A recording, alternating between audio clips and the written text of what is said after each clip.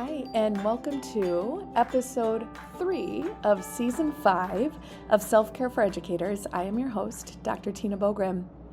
I am so happy that you are here, and we are getting ready to dig into another strategy that I'm certain we've talked about before, but that is essential and is going to kind of serve as a bookend to what we talked about last week in our second episode, which was all about setting up our bedtime routine. Well, you guessed it, this week we're going to tackle our morning routine. I want us to really get clear around what we want to put into place for our morning routine for the 24-25 school year. And hopefully we're building here for this 5th season. So as a reminder, in episode 1, we identified how we wanted to feel. And in episode 2, we talked about getting a really good night's sleep by setting up for success with that sleep by having a really strong, essential bedtime routine, which is going to help us be able to feel the way we want to feel. And then this week, we're going to talk about how we want to start our mornings out to, again, assume that we've had a great night's sleep because we put some things into place and we know exactly how we want to feel. And so our morning is our opportunity to grab onto that and make it happen.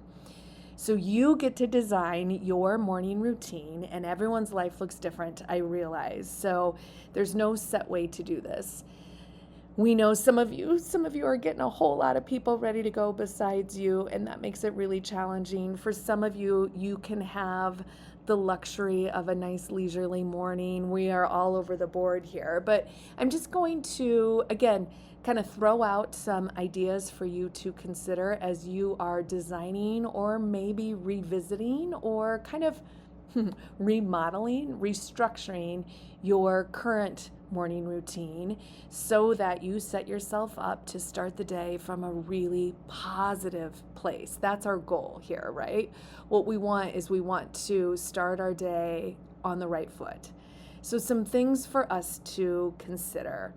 What I want you to think about is what can you do the night before to help create a sense of calm in the morning. So maybe you want to go back to that bedtime routine that you set up last week, and maybe you spend a little bit of time getting your lunch ready to go, getting your bag packed, deciding what you're going to wear, getting all those essential pieces done. The more you can get done the night before, oh, you will thank yourself. This is where I always say, your future self will thank you by doing something tonight to get yourself ready to go. And then think about what makes the most sense for you. Now, I recommend, if you can, avoid the snooze button.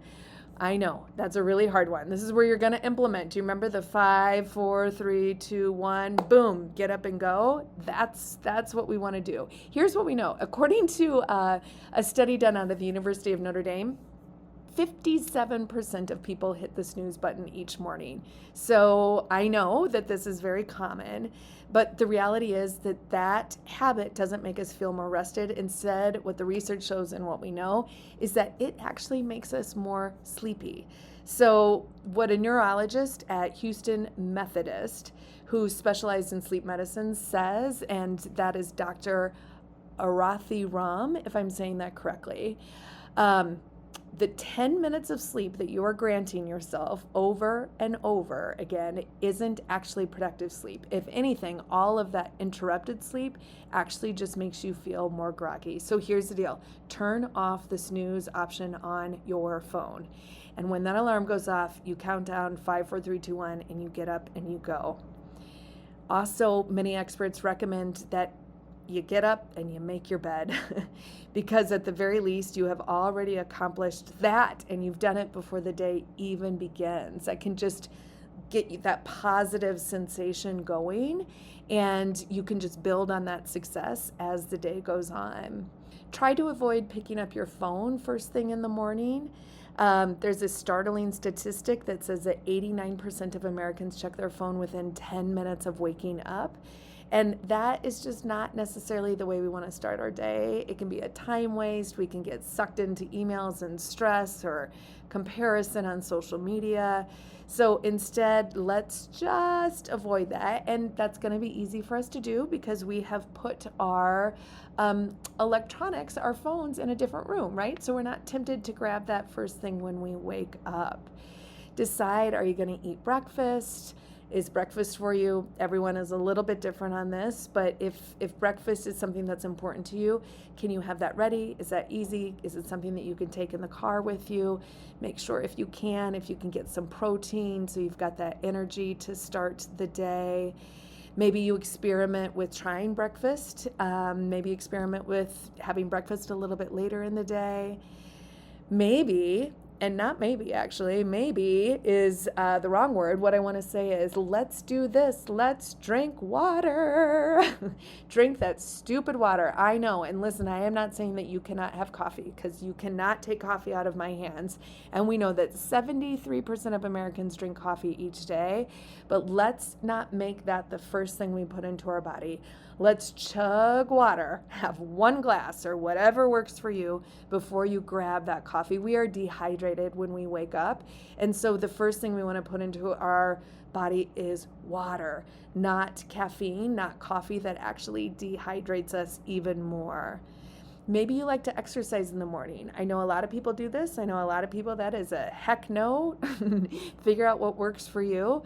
But it can feel really good to start our day before decision fatigue hits in and all the kind of excuses come in at the end of the day. If we just get it done in the morning, even just a quick walk, doesn't have to be a long formal thing.